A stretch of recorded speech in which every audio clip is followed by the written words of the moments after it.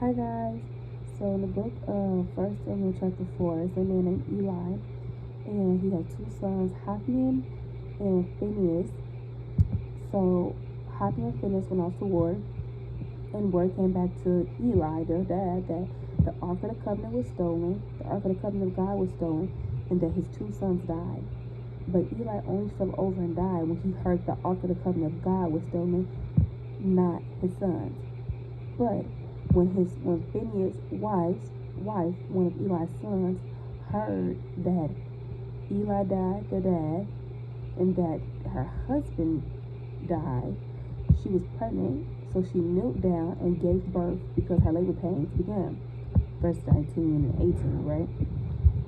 And she gave birth to her son, and she named her son Ichabod, which means the glory has left Israel because the Ark of God has been taken, and because of the deaths of her father-in-law and her husband.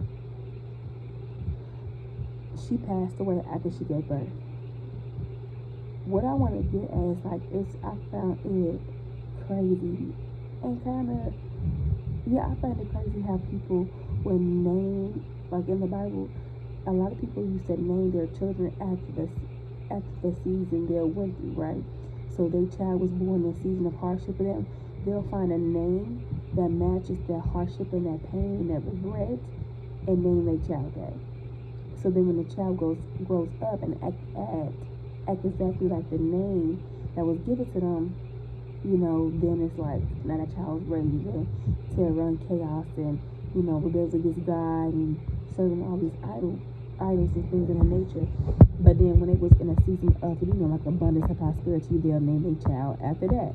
Something that meant, blessings and increase and God's favor and stuff like that. I just want to say we have to be careful what we name and what we name certain things at certain seasons. Because the word of the Lord says, whatever the name of the Lord is, he will bless it. So whatever the name of the Lord is, what person, place, or thing, that thing is blessed. That thing is one with God, and God is one with it. We just have to be careful of what we decide to name certain things in certain seasons in our lives, because it'll stick with us, and it'll stick with that person, place, or thing. If you are going through a season of time of hardship and isolation or whatever case may be, just be real careful of how you use your tongue, how you use your words, and what you name your season, and what you name your isolation, and what you name, yourself, the people around you, your finances, your ministry, your emotions, your health. You just have to be careful in your word selection. Basically, watch what you say. Just don't be calling just because it doesn't matter what it looks like. Just because it might look like one thing, you ain't gotta name it that thing. Give it a new name. You get what I'm saying? If you're sick, give yourself a new name as healed.